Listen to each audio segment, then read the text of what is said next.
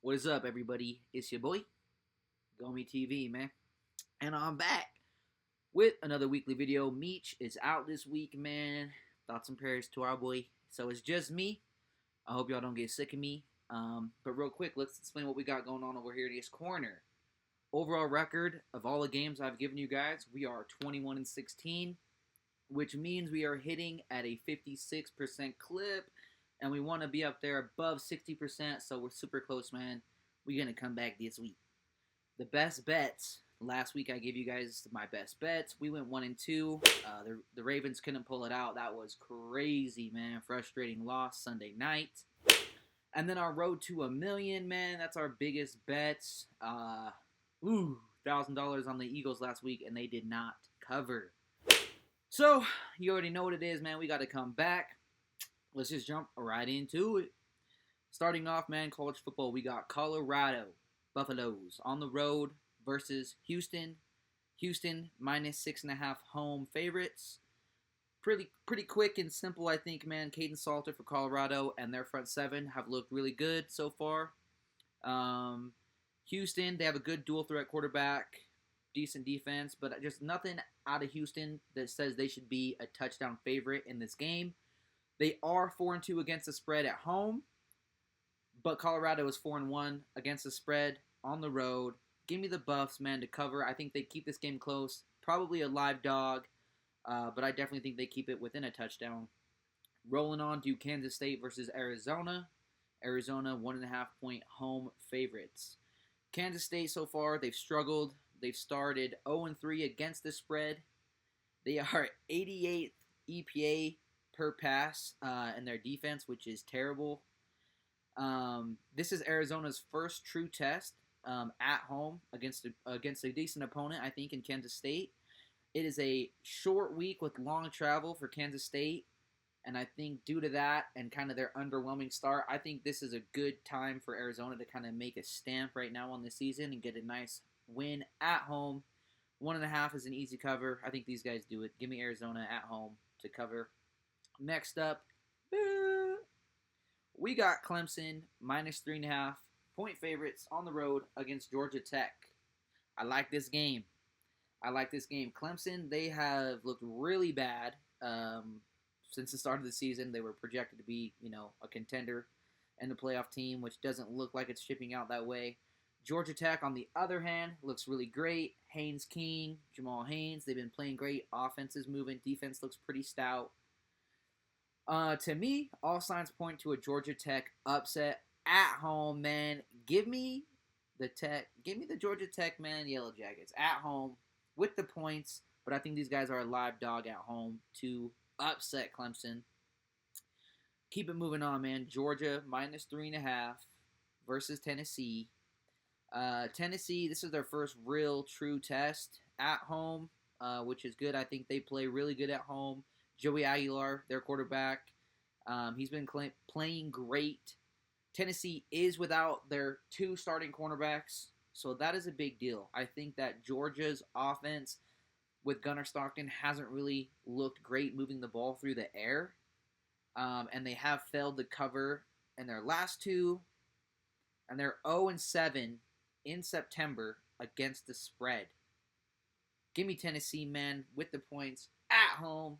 You already know what we're doing, man. We keeping it rolling with the home dogs. Next up, man, Pitt versus West Virginia. Pitt quarterback, Eli Holston. He's pretty good. He's played historically good against West Virginia. Last week, 300 yards, 3 touchdowns. Pitt right now, 2-0 against the spread. They have a lot of momentum. West Virginia, their running back just got hurt. He's out for the season with a knee injury. They're 1-1. Their offense has kind of been stagnant. I think with the injury, that really hits home. Pittsburgh is able to win and cover this one by more than a touchdown. Give me Pitt to cover. Next up, man, this game is a good one. USF versus Miami. Last week, we took them, and they covered against the Gators, man. Let's go. And we back on them again. I think They disrespecting our boy Byron Brown, man. USF is probably a top 10 team. They are a playoff contender, I'm going to say right now, especially if they win this game or even honestly keep it close. Miami, 17.5-point favorites right now in the moment that I'm making this video. That is just too much. I think that USF is going to play a lot similar of a game that Notre Dame played against Miami. And Notre Dame, obviously, they have a better defense. I think they have more talent on offense, but they kept that game within 3 points. I don't think that Notre Dame is 2 touchdowns better than USF. So I think USF can definitely keep this game probably within 10 points, definitely 14. I just think that line's too high. Miami does play good at home, but give me our UCF, man. Byron Brown leading the Dogs to cover on the road, man. Next up, Florida versus LSU. LSU minus 8.5 at home, and for a reason. Death Valley is a huge home field advantage for LSU, man. I think this is, even though they won last week, they played terrible. I think this is a really big bounce back spot for LSU at home against a really good SEC opponent in the Gators. The Gators have some injuries. It looks like their center got hurt. He'll be out. I think all signs point to LSU having a really good at-home bounce-back win, convincing win. They cover the spread by probably double digits. Give me the Tigers, man, in Death Valley. We moving through these, man. Texas A&M versus Notre Dame. This is going to probably be a game of the week. Marcel Reed for Texas A&M, man, he's a pretty good quarterback, taking their offense down. He's averaging 43 points a game, really good. They haven't really played any serious contenders or, top 25 teams. They played a lot of lesser opponents. Notre Dame, obviously, with the loss to Miami, this is a big bounce-back spot for them at home. Notre Dame is 5-0 against the spread in their last 5 home games. So, you know what we're doing, man. Give me Notre Dame, bounce-back spot at home, cover, probably something like 31-21. I think these guys get a good run game going. Yeah. Give me the Dame, fighting Irish, man. Next up, I'm excited for this game, man. This game is a heart. This is a tough one for me. Vanderbilt versus South Carolina. South Carolina at home, 5.5-point favorites. Diego Pavia, man, for Vanderbilt is a absolute monster. Crazy comeback last week against Virginia Tech. In the second half, he just led that offense up and down the field, man, at his will.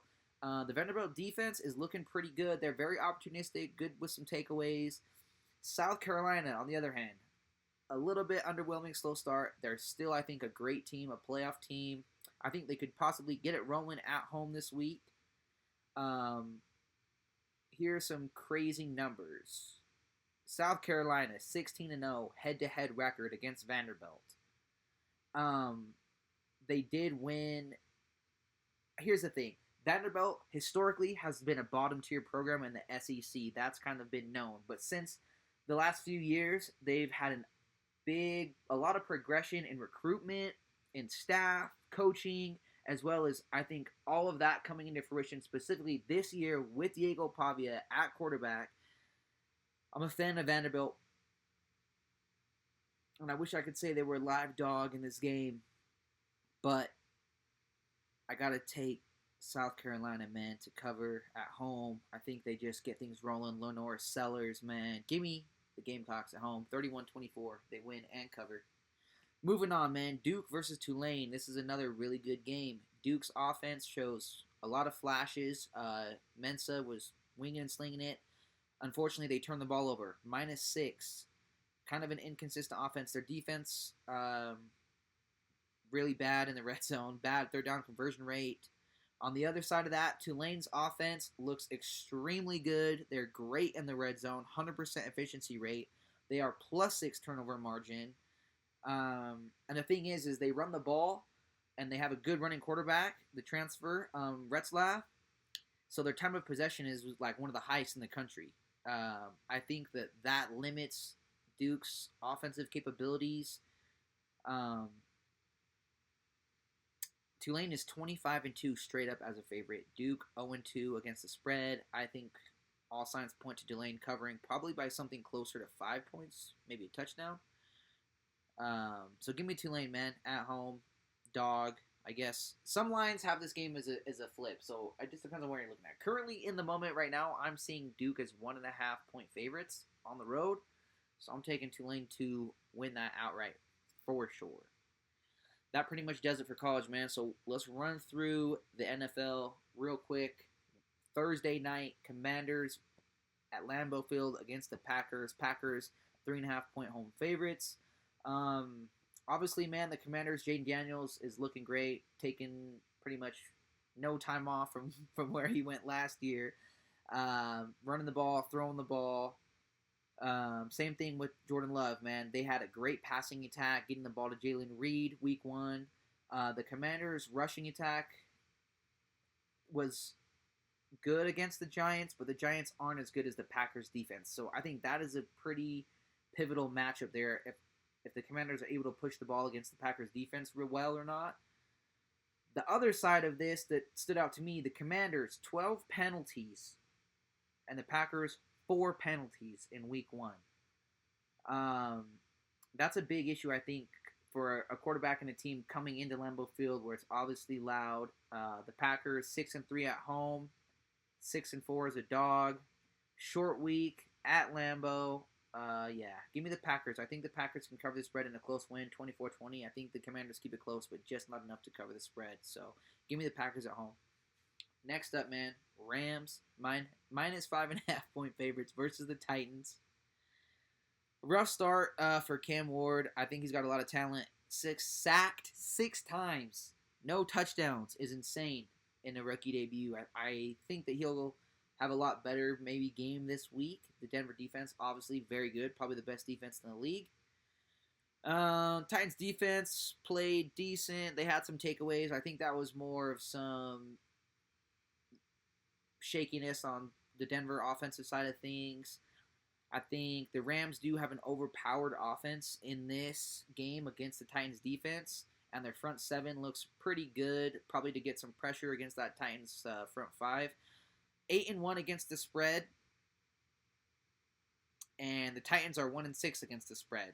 Obviously, they covered in their last game against the Broncos barely. So if that didn't happen, then they would have been 0-7. So give me the Rams to win and cover 27-10. Obviously, Rams 8-1 against the spread in their last 9 games. That's enough. I'll take the Rams.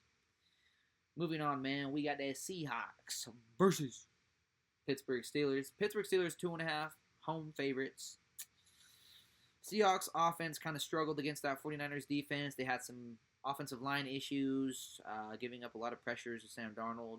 Their defense looked pretty good. Secondary looked all right, but they've got some injuries there now. Moving into week 2, it looks like.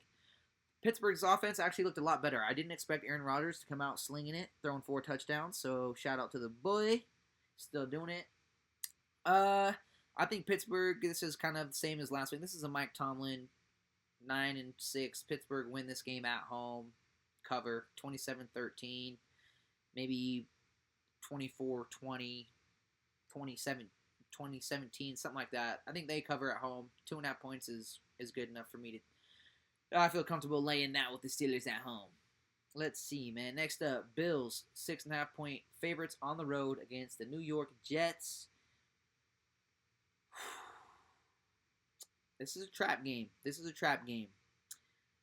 Bills comeback win against the Ravens last week.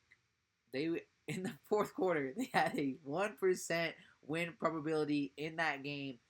A tipped pass that gets caught in the end zone by Coleman. A fumble from Derrick Henry. Obviously, Josh Allen, he's a competitor, man. He's one of the greats, so he's going to lead him down there and do everything that he can. I think this is an opportunity for the Jets as a home opener to bounce back, which sounds crazy. Here's why. The Jets have a very similar offensive style to what Baltimore has. A run power with a running quarterback that can throw the ball. And like Zay Flowers, they have a wide receiver in Garrett Wilson who can get a lot of separation down the field. I think that they're able to exploit that, and I don't think that Josh Allen and the Buffalo Bills have this great comeback again. And I think the Jets are able to get a cover at home. I don't think they win, but I do think they cover. I think they can keep this close within 6 points. So give me the Jets, man. That sounds crazy, but give me the Jets to cover the spread on that one. Next up, man, Bears versus Detroit Lions. Detroit Lions, 5.5-point home favorites. Caleb Williams, man, he showed flashes of greatness.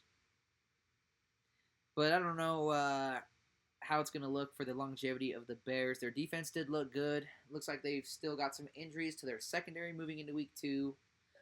The Lions' offensive line only had 46 total rushing yards. They did not look good at all compared to what they had last year. It's a short week for the Bears. It's a revenge game for Ben Johnson going into Detroit, but I think this is a bounce-back game for Detroit at home. So give me Detroit to win and cover at home. I'll lay the 5.5. I think they can do. I think they got what it takes to cover, man. Give me the Lions. Rolling through these quick, man. Hope y'all are still with me. Still with me. All right, let's see, man. Giants versus the Cowboys. Cowboys 5.5-point home favorites. Man, Giants offense under Wilson was terrible. They had less than 250 yards of offense. Defense could not stop the run. They were giving the Commanders 7 yards per carry almost. I think like 6.9, 6.8. Dallas's offensive line actually was really impressive. They have 2 first-round picks that were on the line that looked really good. Now, granted, they were going up against the Eagles front that didn't have Jalen Carter, didn't have Brandon Graham, didn't have Sweat. So I didn't really get to see like a good test of what that Eagles front is going to be. But Dallas's front 5 did look strong. They were able to push the ball with 2 30-year-old running backs who should probably be retired, bursting down the field for 20-yard gains. So at home, must win, bounce-back game for the Cowboys, man. Dak, 43-18 at home, straight up as a starter.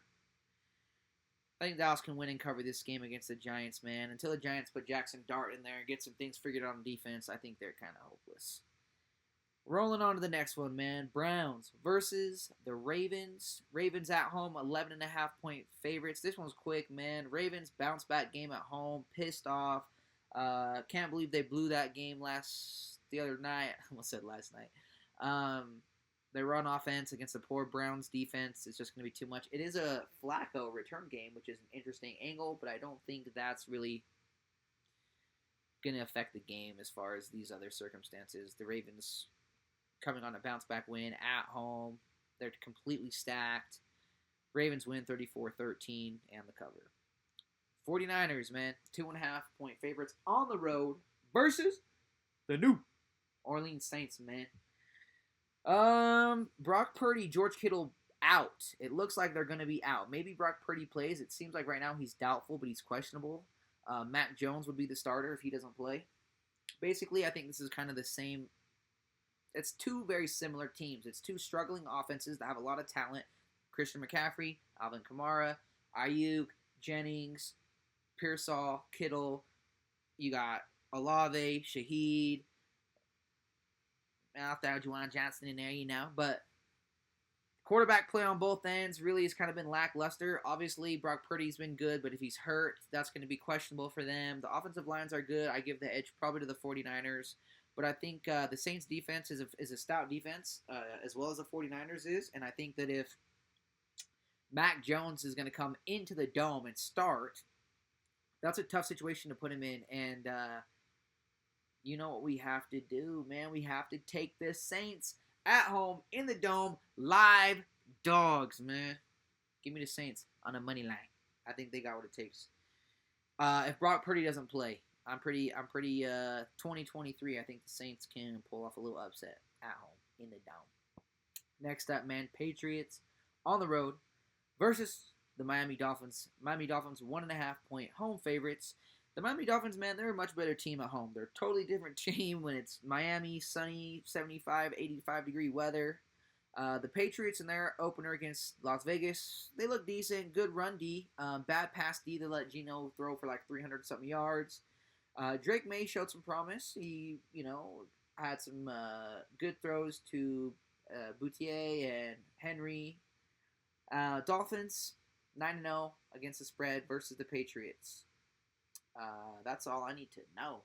I think this is a game where the Dolphins at home get their offense rolling, get Tyreek involved early, and they get a win at home and a cover. 27-17, man. Give me the Dolphins. Jags versus Cincinnati Bengals. Bengals 3.5-point home favorites. The Jags had a lot of run success. Their offense looked decent. That was, unfortunately,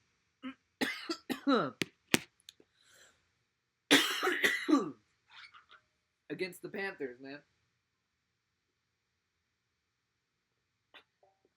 Sorry, y'all. Yeah, that was against the Panthers, man. The Panthers, really, absolutely nothing to be excited. I think that might be the actual worst team in the NFL again this year. Anyways, Bengals, Burrow, bounce back game at home. Offensive line looked terrible, just as I predicted, man. They struggled against the Browns, but they did get the win. Jags, 8-3-1, and their last 12 against the spread. Now listen, in their first 2 games, the Bengals are 0-6 against the spread with an average of 11 points. Average of 11 points in their loss. So that is terrible. This is their second game. I do not think that they are a revamped Bengals team because Joe Burrow got sacked a bunch of times in preseason. I think the Jags are actually a live dog to win this one on the road. But I do think they have what it takes to cover in a close game. I think this game ends up being 23-20, 24-21, something like that. But I do think the Jags win, and I do think they are a live dog to win this game outright on the road against the Bengals, man. Panthers versus the Cardinals. What did we just say? The Panthers are terrible. 3 turnovers on offense. Defense gave up 300-plus yards. Cardinals defense actually looked pretty good. The new rookie, Will Johnson, he looked great. Cardinals 5-1 in their last 6 home games. The Panthers are 2-16 straight up in their last 18 road games. They've won 2 games in their last 18. Give me the Cardinals to win and cover by a touchdown. I think they do it 27-16. Give me the Cards, man. Broncos, 1.5-point favorites versus the Colts on the road. Broncos are on the road, as 1.5-point favorites. The Broncos offense struggled a little bit. 3 turnovers. Bo Nix, I think, first game, kind of just jitters. Their defense obviously looked amazing. Probably going to be the best defense in the league. Colts, kind of some questions on offense. It did look good against the Miami defense and secondary that wasn't great. Their defensive line did look good. They have some injuries at secondary. The Colts do, so that's a little bit worrisome. I think that this is a bounce-back game for the Broncos, even though it's on the road. The Broncos beat the Colts last year, 31-13. And they're pretty evenly matched. I think that the Colts are a lot better this year, but so are the Broncos. I think this is a bounce-back game for Bo Nix and the Broncos. I think they win. I think they can cover 1.5 points pretty easily. Give me the Broncos. I think this one goes something like 23-16, 24-17. Next up, man, we are moving. We got a couple games left. Eagles, 1.5-point favorites on the road against Kansas City Chiefs. Like we talked about early, man, the Eagles' defensive line looks a little bit shaky. Obviously, Jalen Carter was out. We don't know right now in the moment if he's going to play in this game, if he's going to be suspended. I'm gonna pick the game as if he's playing. Eagles, man, passing offense struggling again at the beginning of the year, man. Let's get A.J. Brown the ball, please. Some wide receiver injuries, obviously, for the Chiefs. No Rashee Rice, suspended. Xavier Worthy, looks like he got hurt. He'll probably miss this game with his shoulder injury. Hollywood Brown, Smith-Schuster definitely stepping up. Here's the takeaway for me. Pat Mahomes in the Super Bowl was running around for his life. I don't think that Eagles front is what it was last year with all the losses they have, and then, obviously Jalen Carter possibly being suspended. Aside from that, the fact that we have an opportunity to get Patrick Mahomes at home as an underdog is an absolute must-take. Patrick Mahomes is 44-11 all-time straight up at home. That's a crazy number. He's only been an at-home underdog one other time in his career. And that was in 2022 against the Buffalo Bills and Josh Allen. Listen, I just think I got to rock with the Chiefs, man. Comeback game at home. I think it's a revenge game. I think they got what it takes to win this one outright. This is one of my best bets of the week, man. Give me the Kansas City Chiefs at home, 23-20. Next up, we got the Falcons versus the Vikings, man. Vikings at home, 3.5-point favorites. Man, Michael Penix aired it out, 300-plus yards. Bijan had less than 25 yards. So it seemed like it was an aired out game. Obviously, Bijan had the big catch. I want to say like a 50-yard, 60-yard reception. For the Vikings, man, it seemed like JJ had a rough start in his opener. He got it going in the second half. Obviously, they were able to score some points in the fourth quarter, come back and win that game. The Vikings, 8-1 at home, 9-4-1 against the spread after a win. Falcons, 0-4-1 in their last 5 road games. I think this Vikings defense and their front seven has enough to get some pressure on the Falcons, and I think they can hold against the run pretty well. Give me the Vikings at home in a home opener, win and cover, 27-20. I think J.J. McCarthy and that offense get it rolling a little bit better at home here. Last 2 games, man. Bucks on the road versus the Texans. Texans 2.5-point favorites. Texans offensive line is probably the worst in the NFL at the moment. 41% pressure rate on C.J. Stroud. I feel terrible for that guy. His running backs are hurt. His wide receivers are hurt. And his offensive line is ass again. Their defense did look good. Have some improvements there. For the Bucks front is also very good against the run. Had some trouble getting pressure on Penix, although he was kind of a scrambler. He's able to get out of the pocket because of his mobility, so I think that played a factor in that game. I think what this comes down to basically is if the Texans offense can give C.J. Stroud some time, or if the Bucks defense is able to, get home. Texans at home, 8-3 in their last 11 home games straight up. I think they have enough to cover if they win. I think they can win by 3 points. So give me Texans to win and cover at home, 21-17. I think they can do it. Last and final game. Y'all, you stuck around. Here it is. Chargers minus 3.5-point favorites versus Las Vegas Raiders, man. Herbie, the boy, threw for 303 touchdowns, man. Looked great. Geno Smith looked great. Threw for 300 plus, man. They had an offensive day as well against the New England Patriots. They held New England to 13 points, which was really good. They had definitely a really good front seven led by Max Crosby. Some really positive things for the Raiders. They only had, I think less than 50 rushing yards from Genty, which was not a good look, but I think they'll kind of become more balanced. This is an in-divisional game, obviously, between the Chargers and the Raiders. A couple things that stand out to me. The Raiders, they are 12-5-1 against the spread in Monday Night Football games. These guys are a really good primetime team. They show out, especially at home. The Chargers, 5-1 against the spread in road games. I honestly like what I see out of the Raiders, and I'm tempted to take him at home, but I think I was more impressed with Justin Herbert and his ability to get the ball downfield. And I cannot believe that Quentin Johnston actually learned how to catch the ball. Y'all, he was catching the ball in the end zone. That was crazy, dude. That was crazy. When he threw to him and he was wide open in the end zone, I was like, oh, yeah, he's finna drop it. And he caught it, and he held on to it. So I think that addition is going to help them a lot this year, man. All right, let's get right into what y'all really want to know, man. Waiting for the best bets of the week. I'm going to keep it short and simple and easy for y'all, man. One bet, college. We're going to take LSU at home at Death Valley against Florida, -7 to cover. It's going to be a tough game for DJ Lagway and that offense that's really not gelling, not fully coordinated yet, to try and play an LSU team that's on a bounce back after an underwhelming win against Louisiana Tech. I think those boys come out firing. And then I got one for you in the NFL, y'all. We're going to take the Arizona Cardinals at home, -6.5 against the Panthers. I think this is just a fate of the Panthers. They're one of the worst team, if not the worst team in the NFL. Arizona at home. Offense looked good in week 1. Defense with Will Johnson looked good. So we're going to ride those boys. Then I have a little parlay ski for you guys, man. All money line, 5-teamer, LSU, Tulane at home, Dallas at home against the Giants, Arizona at home against the Panthers, and then Denver, man, on the road against Indianapolis. Denver beat Indianapolis last year, 31-13, I believe, and I think that Indianapolis did get a lot better, and they are at home. But I think that first game for Denver was kind of just a little bit of shaking some rustiness off, and I think they get right back to it. And they go ahead and win that game outright and cover the 1 point spread, 2 point spread.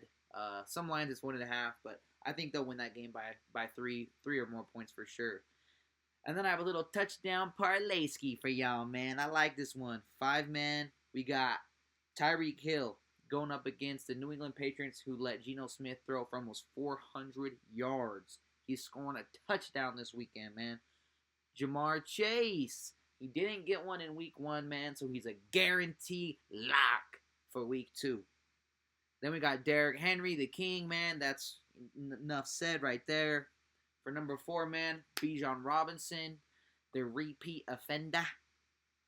And then for 5, man, at home, Jay Jettis, man, I think he gets right with McCarthy and gets a touchdown.